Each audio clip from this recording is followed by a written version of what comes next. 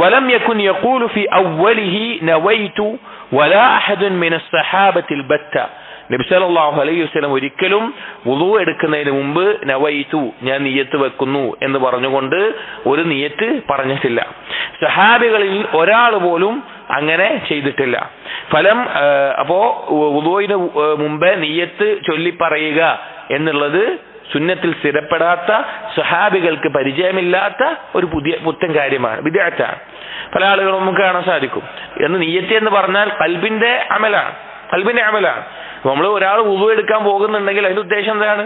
അയാൾക്ക് നിയ്യത്തുണ്ട്. അയാൾ വെറുതെ ഈ തർത്തീബോട് കൂടി മുആലാത്തോട് കൂടി ഈ അവയവങ്ങൾ കൃത്യമായ ഉദ്ദേശത്തിൽ ആ രീതിയിൽ വെറുതെ ഒരാൾ ചെയ്യൂലല്ലോ. അപ്പൊ അയാൾക്ക് ആ നിയ്യത്തോട് കൂടി ആ മനസ്സിലുണ്ടാകുന്നതിനാണ് നിയ്യത്ത് എന്ന് പറയുന്നത്. മനസ്സിൽ ആ നിയ്യത്തുണ്ടാകണം. പക്ഷെ അത് ചൊല്ലി പറയുക എന്നുള്ളത് നബി സല്ലല്ലാഹു അലൈഹി വസല്ലമയിൽ നിന്നോ സഹാബികളിൽ നിന്നോ സ്ഥിരപ്പെട്ടിട്ടില്ല.